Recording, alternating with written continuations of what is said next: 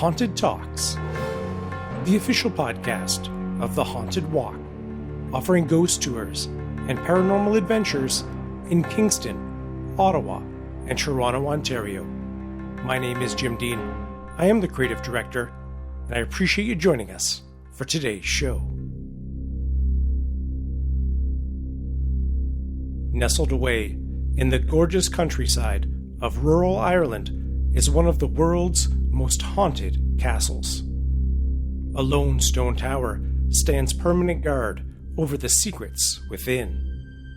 It has been a place of betrayal, murder, confinement, and intense suffering.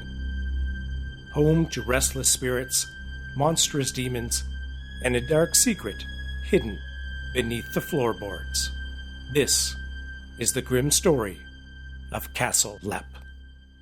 But before we get to that, Halloween is just a few days away now. The countdown is on, and our teams in Kingston, Ottawa, and Toronto are getting extremely excited as the big day approaches. Now, if you haven't had a chance to join us yet in those cities for our ghost tours and paranormal adventures, now is the time to get your tickets. You don't want to miss out, and certainly we would love to host you for a fun and thrilling evening. Information about all of our different experiences can be found on our website, which is hauntedwalk.com. And don't forget, as a Haunted Talks listener, you are entitled to a 15% discount when you buy your tickets online through our website. Just enter the promo code Haunted Talks, all one word, on checkout, and you will get 15% off all your tickets. Now, because the next little while will be so busy for us, I'm thinking it's probably unlikely that I'll be able to get out another podcast in time for Halloween Day. That is, without your help. I would love to release a special Halloween Day episode of Haunted Talks, which features ghost stories from our listeners. This could be personal stories of things that have happened to you, or family ghost stories that have been passed down through generations. If I get enough of these stories, I think we could have a fun episode featuring our community. The stories can be submitted in written format and emailed to me, jim@hauntedwalk.com. Or if you would like to tell your own story, you certainly can record yourself via voice memo on your phone and email that to me as well. Again, jim@hauntedwalk.com, and you could be a co-host for the episode. Now, the key of this is the timing. I will need those stories no later than 4 p.m. on October 30th. So we have time to put it together and get that episode out for Halloween Day. So we'd love for you to participate. If you have a ghost story, a personal ghost story, or a family ghost story, please send it my way. We would also love to connect with you on Facebook, Instagram, and Twitter, all three at Haunted Walk. And if you're enjoying the episodes, be sure to subscribe so you know when the new episodes are coming out, and a 5-star review from you would certainly mean a lot for us at our very, very favorite time of the year.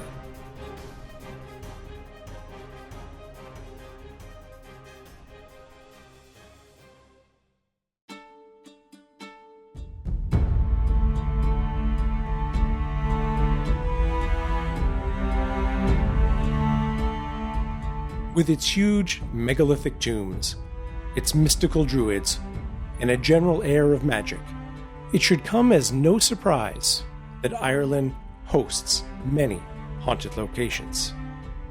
This brings us to the focus of our episode, the grim story of Castle Leap. Spelled Leap, L-E-A-P, but pronounced Leap, this fortified house was constructed during the Middle Ages, between 1250 and 1300. Castle Leap stands on ground that has been continuously occupied by humans for thousands of years, and may have been constructed upon an ancient stone site potentially used as an area for Druidic practices. The fortification was strategically placed on an important hillside, and its placement allowed the castle's owner to control the flow of traffic through the valley and to tax at will.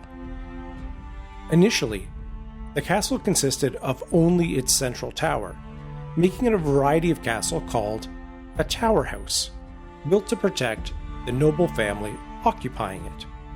The tower house featured a spacious great hall and defensive elements, such as keyholes for bowmen and a spiral staircase. Later owners would expand Castle Lep, and eventually 2 defining neo-Gothic wings were added, making it more livable for wealthy Victorian sensibilities. Castle Lep was first inhabited and controlled by the O'Bannons, who ordered its construction. Much of its early history during the Middle Ages remains forgotten, but the O'Bannons occupied the castle for at least 2 centuries, until the turmoil of the 1500s. They fended off a siege in 1513 by Gerald Fitzgerald, but could not hold off a second assault 3 years later, which resulted in the castle's first partial demolition. Eventually, a powerful noble family, the O'Carrolls, retook the residence, and thus began a long history of serial murder. It was under the O'Carrolls that Castle Lep went from being a small but capable medieval fortification to a genuine house of horrors. Known for their brutality and greed, the O'Carrolls were ruthless and cunning, to the point that they did not even want to extend mercy to their own family. When Mulrooney O'Carroll, the head of the family, died, a violent struggle to replace the family's patriarch exploded. One of the O'Carroll brothers became a priest, a tactical way to prevent his own murder. But in his family, that simply wasn't enough. He was stabbed and murdered while giving Mass in the castle's chapel by one of his brothers. This is the first identifiable ghost of Castle Lep, as the bloody priest is known to haunt his ancient chapel, attempting to give the service he could never finish. Passers-by and neighbors sometimes report illuminations emanating from the old chapel, though it does not have electricity. Oh, and remember Gerald Fitzgerald, who burned Castle Lep? Don't worry, an O'Carroll shot him and grievously wounded him. The O'Carrolls may have also had a bad habit of evading mercenary bills by inviting the hired help to dinners from which they would never return. Most famously, in 1599, Charles O'Carroll retained the MacMahons to fight for him against a rival clan. When the contract was up, the MacMahon soldiers were invited to celebrate their victories at Lep, and they were murdered while they slept. The amount of fratricide and homicide committed by the O'Carrolls during their long reign is staggering and far too confusing to relate here in full detail. Simply, though, they were prolific killers, and some may have even been sadists as well. The second identifiable ghost of Castle Lep, after the Bloody Priest, is the Red Lady, a woman seen at night dressed in red, holding a dagger. It is hypothesized that she is one of the O'Carrolls' many unfortunate victims who was locked away in the tower and eventually took her own life. A later resident and author, Mildred Darby, encountered the Red Lady on at least one occasion. The Darbys were the third major owners of the castle. It was under the Darby ownership that the Red Lady was documented, along with a much more terrifying apparition, the Elemental. The most capable analyst of Castle Lep's spirit inhabitants was Mildred Darby, who married the last Darby to own Castle Lep, Jonathan Charles Darby. Mildred was an intelligent and driven Victorian woman, and she was an accomplished writer.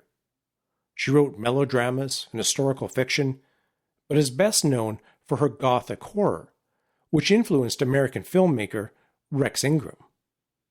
Unfortunately, her husband disliked her writings on the Irish famine, which, for good reason, did not paint the landowners as good people. Jonathan Darby forced Mildred to cease publishing, but this did not stop her from writing. Mildred documented her encounter with the elemental this way. The thing was about the size of a sheep, thin, gaunt, and shadowy in parts. Its face was human, or to be more accurate, inhuman, in its vileness, with large holes of blackness for eyes, loose, slobbery lips, and a thick saliva-dripping jaw, sloping back suddenly into its neck. Nose it had none, only spreading cancerous cavities, the whole face being a uniform tint of gray. This, too, was the color of the dark, coarse hair covering its head, neck, and body. Its forearms were thickly coated with the same hair, and it sat on its hind legs, one hand or paw raised, and a claw-like finger extended, ready to scratch. Its lustrous eyes, which seemed half decomposed in black cavities and looked incredibly foul, stared into mine, and the horrible smell, which had before offended my nostrils, only 100 times intensified, came up into my face, filling me with a deadly nausea. I noticed the lower half of the creature was indefinite and seemed semi-transparent at least. I could see the framework of the door that led to the gallery through its body. This was not the last occasion Mrs. Darby would meet the elemental, as she also detailed her final encounter with the creature in November of 1915. She also passed along the ghost stories of Castlelap to John Seymour, who is a great compiler of Irish supernatural beings and events. He published Irish Demonology and Witchcraft, as well as the True Book of Irish Ghost Stories, which included many tales from the castle. One wonders if her horrifying experiences at Castlelap influenced her vivid writings.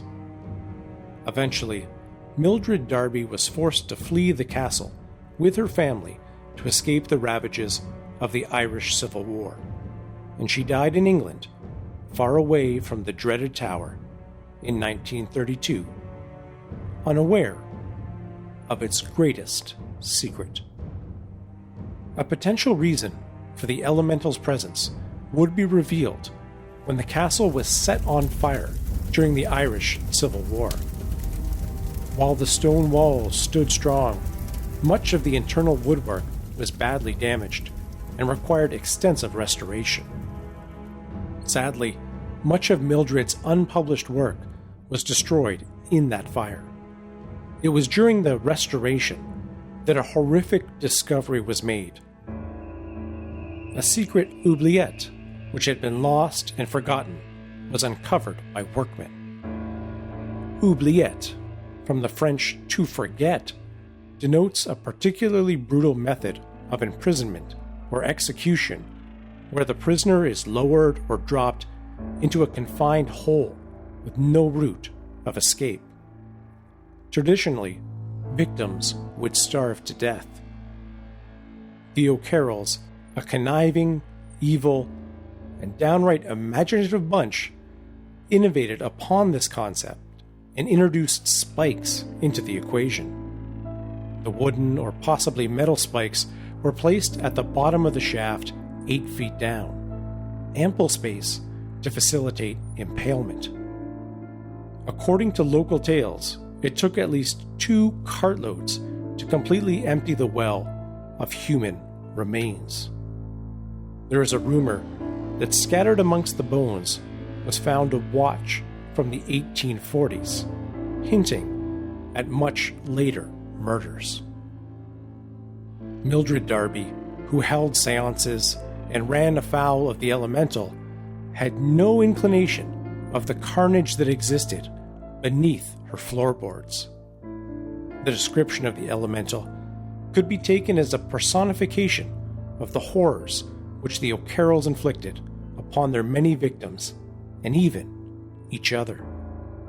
Of all of Castle Lepp's monsters, it is the most terrifying. There is also the possibility that the elemental may be connected to far more ancient druid incantations. Its origin matters little to those who have seen it, and all they could do was pray that it leaves. The castle changed hands repeatedly after its burning and initial renovation. Importantly, it was owned by Peter Bartlett, a prominent historian from 1974 until his death. Bartlett was the first to attempt to repair relations with the otherworldly through an exorcism at the castle, though it does not seem to have been totally successful. Since 1991, Castle Lepp is under the ownership of Sean Ryan, who resides inside the haunted fortress. This is his account of the haunting of his home, recorded by Paula Nolan of Paula Nolan Photography. Well, we bought the place in 1991. It had been burned down and all these floors bombed out during the Irish Civil War. And then I started working here at the restoration in early 94. And I suppose it was around then we started to experience things because we hadn't spent much time here. In the beginning, mostly it was kind of copycat sounds. I was getting things I'd be doing, working on that. But then things started to change a little bit. I can't understand why or how or that, but we began to hear them and see quite a lot of them. In fact, then we encountered a lady down here that touches off people, and a lot of our guests experience that now.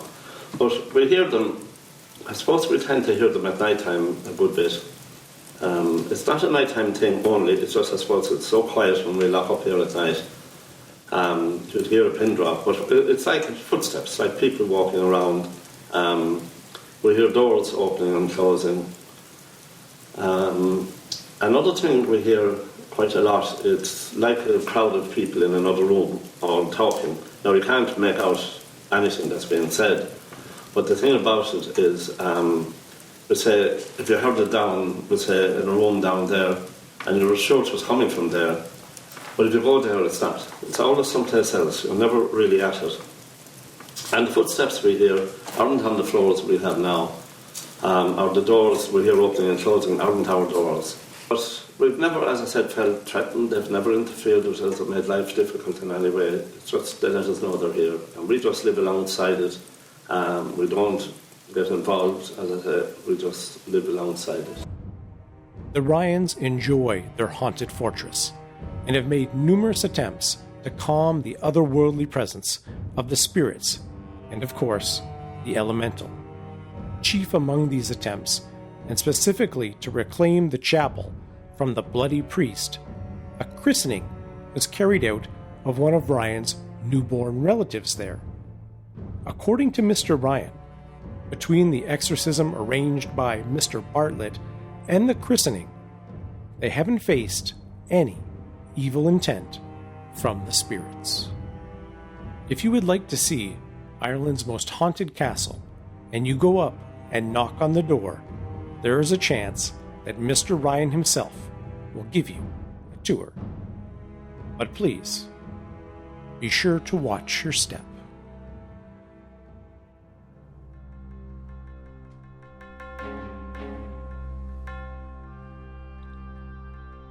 Thanks so much for joining us for the episode. And a reminder, I would love to do a Halloween Day show featuring you, our listeners, ghost stories, personal ghost stories, or stories that are passed around with your friends or your family. You can email those stories to me, either in written format or, if you want to record audio of you telling the story, both are awesome and fantastic.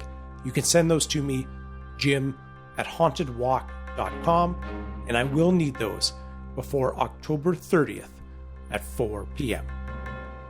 Information about all of our tours and experiences can be found on our website, which is hauntedwalk.com, and be sure to use the promo code Haunted Talks, that's all one word, Haunted Talks, on checkout to get 15% off all your tickets. Be sure to connect with us on Facebook, Instagram, and Twitter, all three at Haunted Walk. And if you're enjoying the episodes, be sure to subscribe, and certainly a 5-star review would be a great treat for us in our trick-or-treat bag. As always, a big thank you to our dedicated Haunted Talks team, including Michelle Dennis, our outstanding audio editor, Ezra Bedeau, our researcher, and to Kevin MacLeod at Incompetech.com for the additional music. Until we meet again, hopefully on Halloween Day, sweet dreams.